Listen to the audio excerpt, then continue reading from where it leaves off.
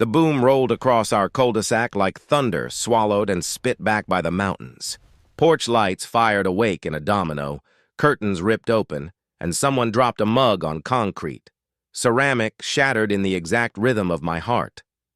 In the middle of my backyard, Brenda Hartwell, the newly minted president of our homeowners association, sat on the frozen grass, blinking through a fog of white smoke and disbelief, a hollow log still rolling in a lazy arc toward her boots. She'd come to steal my firewood for the 4th time this month and touched one of the decoys I'd laid in the stack. Not dangerous, not harmful, but loud enough to make every neighbor hear what silence had been hiding. Officer Martinez's patrol car slid in on a ribbon of red and blue light. Neighbors filmed. Brenda swayed. I didn't raise my voice. I never need to. "Officer," I said, placing a folder on his hood, evidence fanned in meticulous layers, timestamps, Facebook listings, HOA directives with her signature flourished like a brand. "I believe Mrs. Hartwell just set off my theft deterrent alert." I watched the moment land, eyes cutting from the smoke to her face, to the photos, to me. And then, very gently, like a man laying down a memory he intends to keep, I spoke the single plain sentence that would carry across the neighborhood and down every avenue of consequence. She's been stealing from us. Before Brenda arrived, our winters were simple. I kept my workshop warm with seasoned oak, the good kind that burned steady and clean, and I kept my grief busy with wood that yielded to purpose. The house is a corner lot in a Colorado subdivision where the mountains sleep like quiet sentries, and the wind smells like pine and snow and promises I'm learning how to keep. I'm 52. My name is Marcus M. Donovan. 23 years as an Army EOD technician teach you to make fine adjustments under pressure and to notice things other people file under noise. The day I retired, my wife, Elena, pressed her hands to a roll of drafting vellum and drew a garden she would never see bloom. Pancreatic cancer took her 3 months later. I built the workshop anyway. Her perfume, vanilla and something floral I never could name, fused with maple dust in the air and made a place where the silence didn't hurt as much. Our neighborhood had rules, nothing unusual. Don't paint the house neon. Don't let your dead car rust into a monument. Mind your setbacks. The bylaws read like a sermon on tidiness, the kind of thing reasonable people interpret with common sense. Folks knew each other's children and the names of dogs that wandered too far. We waved when the mail truck clacked down the street. We shoveled for Mrs. Walsh when the snow drifted ankle-deep across her porch. I ordered 6 cords in October. It's a number that makes sense when you spend nights turning grief into tables and chairs, when firelight is the only thing that changes the way an empty room sounds. The driver set the yoke within the setback lines. I measured twice, because that's what you do when your brain was trained to treat distances like life and death. Then I made coffee, set another plank into the planer, and did the one thing that still calmed me. I worked until the sun slanted gold through the sawdust, and the heater ticked as if it were breathing. On Tuesday, 2 entire cords vanished, not stolen in the way raccoons steal, a mess of bark and footprints and guilt. No, this was a subtraction executed with an accountant's precision. The stacks looked restacked. The gravel wore fresh ruts where weight had sat long enough to settle.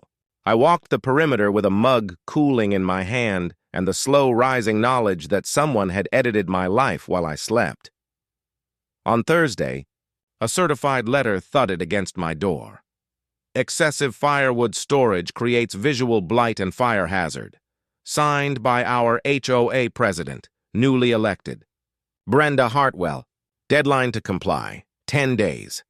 Reduced to a single cord, covered, placed exactly 20 feet from every property line, which on my lot was a geometry problem designed to fail. I set the letter on my bench and measured the lines again, my tape snipping the cold air like punctuation. The math didn't fit. That was the point. When I confronted Brenda, I did it in the same voice I used to use when addressing a soldier who'd forgotten to respect the danger. "Good morning," I said, and laid 3 stills from my security camera on her foyer table. Her SUV in my driveway, her hands on my logs, the timestamp breathing like a metronome in the corner. I watched her face do what faces do when the story they've been rehearsing collapses. She dismissed me with a lawyer's sentence she must have bought from a seminar. You have 48 hours to remove those cameras or face a restraining order for stalking. That evening, a note arrived from the HOA board citing resident intimidation, the kind of phrase that turns victims into villains by committee. That same night, Dave Patterson, the electrician who lives 2 doors down, knocked like a man who'd found something he wished he hadn't. "Mac," he said, "because Army nicknames outlive uniforms, my patio set went missing while we were in Orlando. Figured it blew over. Then I saw this." He held up a phone displaying a Facebook Marketplace listing. The same set, right down to the scratch from his kid's bike handle, staged in a garage I recognized. My neighbor's things, my wood, Brenda's perfume. The next day, Mrs. Walsh, who waters tulips by prayer, told me the gnomes her husband bought for their 50th anniversary were non-compliant and had disappeared. Her garden looked like a sentence missing nouns. What? You learn defusing bombs is that everything has a trigger. Sometimes it's not a wire. Sometimes it's an insult to the right person on the wrong day. Sometimes it's the simple act of calling a thing by its name. Theft. Anger is a blunt instrument. I've seen what blunt instruments do. I brewed coffee, then another, and sat at the workbench where the grain of ash runs like fingerprints. I studied the letter again, the setbacks, the signature. I replayed the videos. I scrubbed the footage frame by frame, filter by filter, until I could read reflection off a chrome bumper, identify the brand of glove she wore by the seam at the wrist. It's a habit, or a disorder, depending on who you ask. My brain arranges chaos until the picture sharpens. I wrote everything down. Dates, times, tire tracks, relative positions. I printed screenshots of every marketplace listing with my purple spray-painted log ends featured like a calling card. Elena invented that system for me, a quick way to sort oak from maple on busy days. Now it was a signature I could put on a courtroom wall. I walked my lot with a tape measure and chalked the impossible circle the HOA was demanding. There isn't a spot 20 feet from every line on a corner parcel like mine. The law knows that, but bullies count on your fatigue before you get to the part where laws start helping. When the wind came up, it carried the smell of snow and something medicinal from Brenda's perfume. I looked at my stacks. I looked at the empty places where wood used to be. Then I took a deep breath, let it leave my lungs slowly, and made the decision I make when detonators and deadlines share a room. I would accomplish the objective without collateral damage. A plan, I've learned, is a quiet thing. It doesn't announce itself. It just waits for you to pick it up. I began with neighbors, because isolation is the first tool in a thief's toolkit. I carried folders to front porches, simple, calm, factual, and watched faces tilt from polite to furious as people recognized their own missing items in photos arranged like a mosaic of insult. The pattern surfaced. Compliance inspections coinciding with disappearance, threats of fines following questions, the resale pipeline running through an account that belonged to our HOA. President Brenda escalated with a notice for an emergency board meeting to address my harassment campaign and a proposed special assessment for enhanced security, a phrase that can mean cameras or just the illusion of authority. Language can be weaponized just as easily as noise. At the community center, she performed fear. Marcus has military training in explosives, she told the room, voice trembling at the edges. And he's been photographing our homes. She paused, counted the heartbeat where narratives lodge, then added, "How long before his issues escalate?" I felt the room shift, not because they believed her, but because uncertainty is contagious. I didn't speak. Dave did. He stood and asked, "Brenda, where's my patio furniture?" You cannot out-argue a scratch mark that only a household knows. Mrs. Walsh rose, steady as an old oak. "Where are my gnomes?" And in the way shame works when you point a light at it, testimonies multiplied. A garden light here. Tools there. The steady siphon of small comforts stolen in the name of tidiness. Then came Craig, Brenda's husband, carrying an envelope heavy with paper and exhaustion. He set it on the table like a confession. Bank statements, casino charges, debts that weren't the polite kind, numbers written in red ink with dates that pulsed like deadlines. "She's in for $230,000, he said, and the floor of the room moved by an inch you could feel and not see. It explained the acceleration, the knife-edge decisions. The persuasive smile turned desperate. I remembered something old mentors said. When people are cornered, they either surrender or try to light the room on fire. We were between those two choices. I could smell the match. There are parts of my life I don't lead with.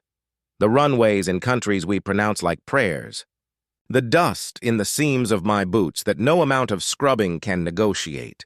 The long nights cataloging angles and pressure thresholds while a clock hammers a number called too late. 8 of my 23 years were spent teaching soldiers to refuse panic its usual advantages. That's not heroics. That's manufacturing calm. I'm licensed for a specific set of training devices, noisemakers designed for instruction. All within civilian law, all supervised, all safer than thunder if handled correctly. I never bring work home, but I do understand that sometimes the only way to make a community hear a crime is to externalize the sound it makes. A theft is quiet. A consequence doesn't have to be Colorado statutes. I'd read years ago while considering private security work resurfaced like a bridge I'd built and never crossed. Citizens can detain a person actively committing a felony if they witness it, provided they use minimum necessary force and summon law enforcement immediately. Theft over a certain threshold, an amount we had already surpassed, qualifies. I don't love words like detain. Still, the law offers tools. I know how to use tools. I called Tom Morrison, a retired attorney whose roses look like a painter still lives in his house. He read the papers, looked at the photos, and said the sentence every reasonable person wants to hear before walking into conflict. You're right. Dave patched a bank of lights into circuits that wouldn't fail if the street did. Susan, who keeps books like she keeps truth, assembled ledgers that would make the IRS nod. Jake, an old friend from the days we learned that fear can be harnessed like electricity, drove down with his box of training devices and the shrug that means he trusts my judgment. We'd do it legal, visible, and loud, but never dangerous. Ever. Brenda had run a campaign of quiet subtractions. I was about to install a subtraction she couldn't ignore, her invisibility. We called it a sting, but it was really just a plan to let a truth reveal itself in a way denial couldn't drown. We mapped the neighborhood on Tom's mahogany table. We posted 2 people in my neighbor's second-floor window, where a man can see the future step into his backyard if he knows what to look for. We listed what-ifs. What if she arrives alone? What if she brings help? What if they disable cameras? What if they try a door? Cross-cut answers with simplicity. Document. Illuminate. Call the police. Do not engage. Minimum force, maximum sunlight. I ordered 2 fresh cords to make the bait undeniable. I stacked with my back and a memory of Elena's laugh when I lifted something too heavy. Word traveled by the old channels. Someone tells someone at a mailbox, someone overhears at a coffee shop, that I'd be in Denver for a procedure. I left my truck in the drive, porch light on a timer, a house breathing its usual rhythm. People who prey on communities hear vulnerability like wolves hear a change in the wind. Jake and I placed the decoys, hollow logs designed to startle, not harm, inside the stack where greedy hands go first. No explosives, nothing flammable, just legal. Loud training charges with an internal trigger far shy of dangerous thresholds. Placed miles inside the line between deterrent and reckless. We tested from a distance. We checked angles. We logged the serials and made copies of the documentation I'd hand to the responding officer. This wasn't vigilante anything. It was civil defense, scaled for suburbia. Dave rigged redundancies. A second independent recorder array on frequencies hobbyists wouldn't think to jam. An auxiliary flood pattern that could turn my backyard to daylight with a flip. Battery backups that laughed at power cuts. Susan drafted an emergency call tree in case sirens multiplied. Tom handled paperwork, a citizen's arrest template to hand to an officer so he'd find our diligence more comforting than our innovation. We weren't playing clever. We were behaving as if the law were a cooperative partner. By dusk, the cold had sharpened. Our breath made small clouds as we ran the rehearsal again. If this, then that. If that, then this. I told the team what I tell myself whenever I head toward conflict. We will not be the reason anyone gets hurt. Elena's ring warmed under my shirt. The clock scattered through the house ticked toward a night that would either confirm a crime or chase it away into whatever hole it crawled from. They came just before midnight. Brenda first, in a coat that once meant board meetings and now meant desperation, and 3 men who didn't belong to our block. Their car idled, exhaust threading across the street like a snake tasting the air. One had a tablet. One wore gloves designed for grip. The tall one moved like he'd done this before. I watched through the binoculars from Dave's upstairs window. The heater hummed. Somewhere, a dog's single bark decided against a second. The tall one scanned my cameras, frowned, and produced a small device that hissed quiet as a thought. My main feed glitched, then went blind. I exhaled the air I'd been holding and switched to the redundant array. Their preparation didn't surprise me. Criminals who graduate to this tier learn to dull any eye turned toward them. "Confirm recording," I whispered into the mic. Jake's voice came back from the garage, calm as a winter pond. "Confirm." Brenda stepped into my yard like a person crossing a moral you can't return from. "Take the oak first," she said, brisk, efficient, every syllable clipped to hide a tremor. "Not the green. We're not wasting time." It was the voice of a woman who used to direct home staging and had rerouted the skill to inventory theft. Desperation teaches logistics. The tall man crouched, knocked a knuckle against a decoy, and tilted his head. Any EOD tech recognizes the moment when a curiosity sniffs danger. My skin prickled. "Something's off," he said. "Weight's wrong." The air thinned like altitude. I considered aborting, but then I saw Brenda's jaw set against the kind of deadline that doesn't negotiate. "We don't have time," she hissed. "Load the wood." The power started to move. What looks like control from a distance is sometimes just momentum waiting for friction. Friction arrived when a red dot flashed deep in the stack. The tall man lifted. The decoy woke. Not a weapon, not a threat. Just a legal training charge announcing itself to the sky and the sleep and the cell phones now recording our little corner of justice. The sound cracked the night in two. When the first shock cleared, voices rose. Curtains opened. I counted silhouettes. 43 neighbors smoothing hair, pulling on slippers, gathering on lawns in the electric silence that follows a noise you don't have a name for yet. Sirens, real ones this time, bloomed from the west. Streetlights slicing blue and red across Brenda's stunned face. Officer Martinez stepped out of his cruiser like a man who's seen every version of suburban drama and isn't eager to add another. He scanned the yard, the wood, the rolling decoy. He scanned me. "Mr. Donovan," he said, a question in the period. "Evening, officer," I replied and passed him the folder. For these moments, I prefer to move like a teacher with a clear lesson plan. I began with the videos. He scrubbed through footage on a tablet patched into our backup network. I keep the UI simple. It helps when adrenaline complicates people.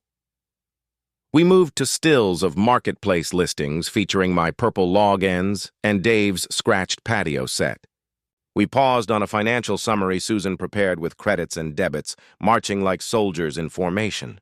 We ended with a short memo summarizing the statutory framework for detaining a felony suspect. I let the silence after that sentence teach its own lesson.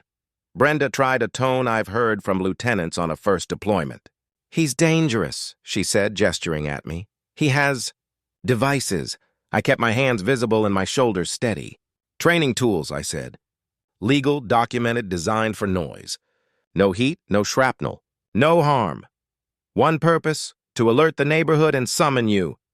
I nodded at the cluster of bystanders. "And them." Craig, the husband whose exhaustion had already become a character in this story, stepped forward with the envelope he'd carried like a stone all week. He set it next to my folder. "Officer," he said, voice wrecked and honest, "I can't help her anymore by lying for her. She owes people who don't wait. She's been taking from everyone to buy ours." He swallowed. "I want out. I want them safe." His hand flicked a compass line toward the neighbors pressed along the curb.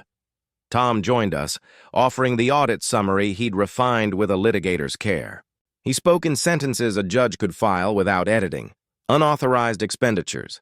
Fake vendors. Reserve fund discrepancies totaling $47,000 over 18 months. Board minutes doctored after the fact. corroborated by bank statements.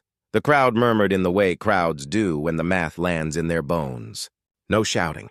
No pitchfork theater. Just the collective hush of people who realize the taxes paid in trust had been siphoned by the very system that collects trust as currency.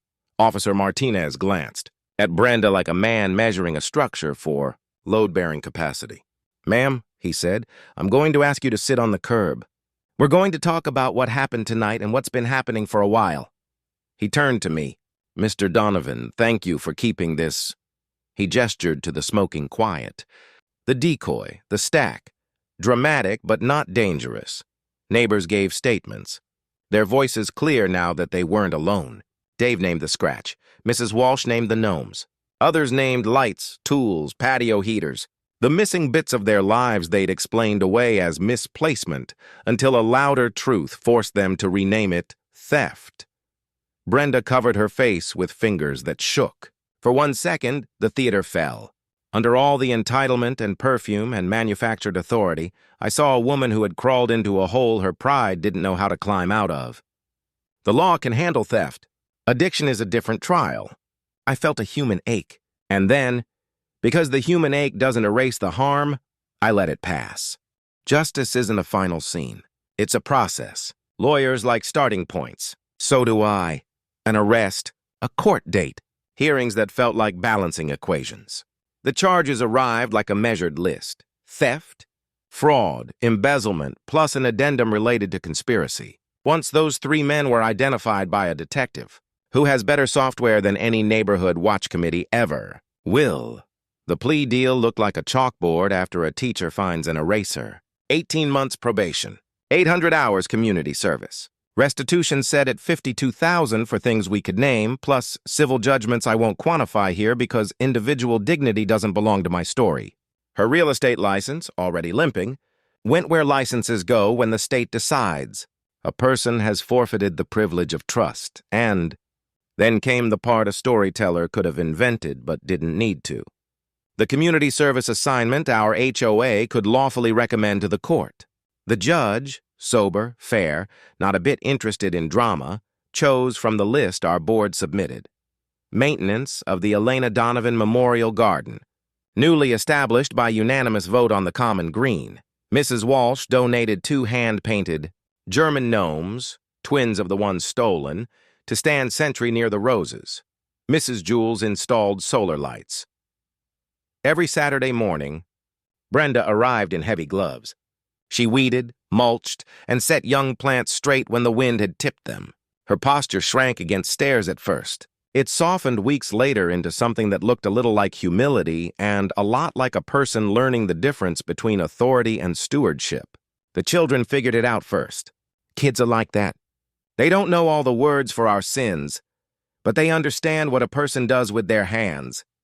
We reformed the board. I didn't want the gavel. I took it because sometimes the person who saw the danger first is duty-bound to hold a map for a while. We instituted monthly financial transparency reports with copies posted both online and the old-fashioned way on the clubhouse notice board for Mr. Sterling, who trusts paper more than pixels. We hired an independent auditor.